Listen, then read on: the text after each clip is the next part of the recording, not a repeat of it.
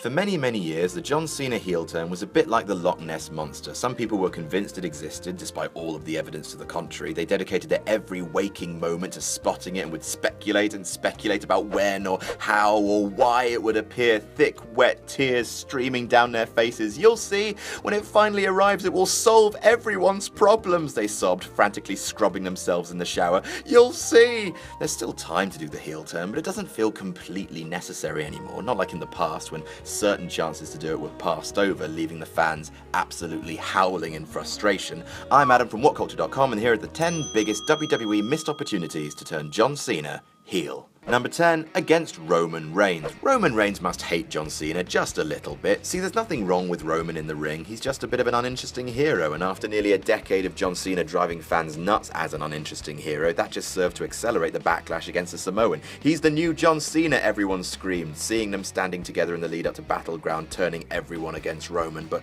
what if they had turned Cena heel on him? Picture this: if Cena, frustrated at his crushing loss at the hands of Lesnar at SummerSlam and furious that Roman Reigns was receiving all the attention, suddenly turned and brutalized the ex-Shield member, it would have made Reigns as a hero a much easier pill to swallow. Fans would have been less hesitant for him to become the new Cena if the current Cena had suddenly reinvigorated his character. It's possible the universe would have been too shocked to notice Reigns being shoved down their throats, and by the time the Royal Rumble rolled around, Roman could have had a loyal fan base behind him. Number 9, at WrestleMania 29, because the story was crying out for something else, anything else. The match was such a rehash that it generally felt like the story couldn't be complete without one final twist. This one actually seemed plausible at the time, God knows why in hindsight. WrestleMania is a huge stage, and perhaps something as big as the fabled John Cena heel turn would be wasted anywhere else. They've been heavily working the idea of John Cena having the worst year of his life in 2012 after losing to The Rock at WrestleMania 28 despite, headlining most pay-per-views that year and winning the Royal Rumble. The idea was for this match to be Cena's redemption, and in the promos leading up to the showdown, he constantly hammered it home that he needed to beat The Rock, that it was everything to him, and that sort of desire can turn a man. But alas, nothing came of it, and the two men celebrated as WrestleMania 29 ended, the crowd thoroughly bored by the empty rerun they had just witnessed. Number 8, embrace the hate. The angle only served to do two things: one, cripple the singles push of Zack Ryder, Kane humiliating him in the eyes of the fans, and two, force John Cena's stale platitudes upon the crowd with absolutely no change or development. Kane said, "Be bad." John Cena said, "No." Tale as old as time. The WWE had the opportunity to blow everyone's minds by actually turning Cena heel, by having him actually embrace the hate. No one would have seen it coming. Doing so before WrestleMania 28 and his first encounter with The Rock would have seemed like a huge swerve, but in actuality it would have made perfect sense. The event was taking place in Miami after all, Rock's home crowd. Cena was going to be the biggest heel in the building regardless, so why not steer into it rather than use Kane to tell us what we already know, that John Cena is a nice fella. Number 7, bringing back the Authority. With Stephanie running Raw, the ghost of the Authority angle is still haunting us all. It's a little less prominent than it used to be, and gosh, didn't it used to be. After what people thought was a thrilling conclusion to the angle at Survivor Series 2014, the Authority simply returned a month later and the storyline limped on from there. After the Authority was vanquished, it was up to John Cena to bring them back. A wider open door for a heel turn there could not be. During the post-Authority conclusion, John Cena could have been forced to take over running Raw and SmackDown himself, have him rule with fairness initially, but then he starts to make bad decisions, hating the job, hating everyone making demands for him. Eventually, power turns him and he chooses to bring back the Authority voluntarily. After all, Cena then aligning with those in charge does make a thematic sense, because that's already how the majority of hardcore fans saw him at the time, as the company man roosting at the top of the card thanks to constant protection from management. Number 6, his first title reign. Look to CM Punk for the perfect blueprint for a long title reign. Half of it was spent with him as one of the top faces on the card, then, before people had a chance to get bored of him, he spent the other half of the reign as a sniveling heel, forming a partnership with the greatest manager in the business. It was a fantastic title run, and a narrative the company should have used years before. During his first title reign that spanned 2005 to 2006, Cena began to be booed by small but vocal members of the crowd, first in his feud against Chris Jericho and louder in his subsequent feud against Kurt Angle. The WWE, probably confused by this reaction and betting that it would pass, chose to keep him face. It's easy to book now in hindsight, but WWE could have potentially saved themselves an almighty headache later later down the road by simply acquiescing to the fans and giving them a reason to boo Cena. They could have turned him face again later, and like The Rock in the late 90s, he could have reconnected with the fans after being a charismatic heel rather than a cheesy face. Instead, the WWE's refusal to address the Cena problem made them seem stubborn and cemented Cena's status as a permanently divisive figure. Number 5, a double turn with Orton. Cena's rivalry with Randy Orton throughout much of 2009 was painted as the biggest rivalry that ever blumdy-dimdy-gubbly-bumdy-boops.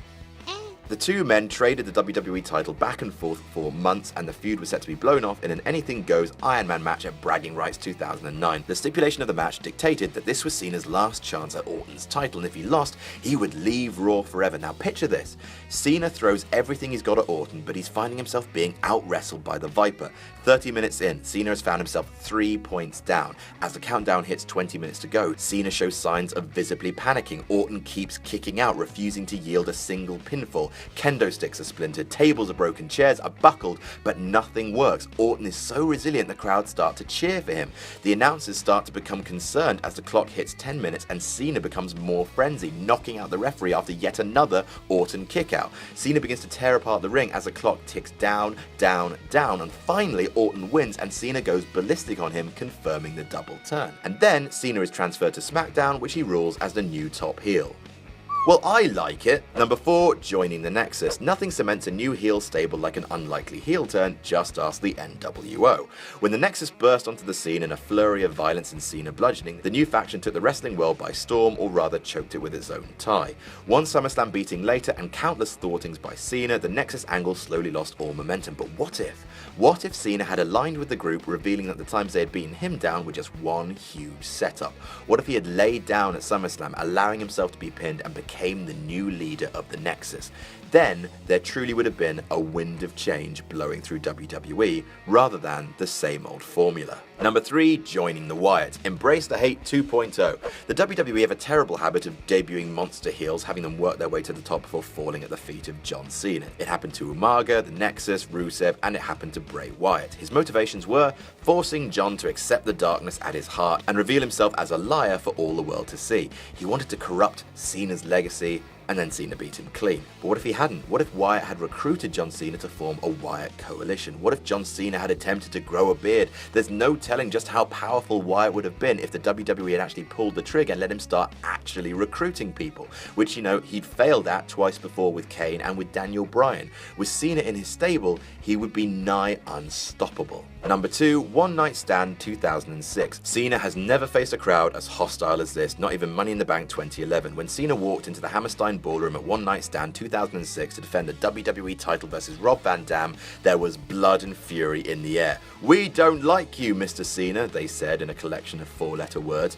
There was no single pay-per-view crowd who would have been more receptive to a Cena heel turn than this one. What if Cena had not just retained, but cheated to retain? Go big, incite the riot, kill the Phoenix, burn the rainbow. Have Cena turn heel on RVD and call this my inner Slytherin dying to break free, but damn it, I want to see what happens next.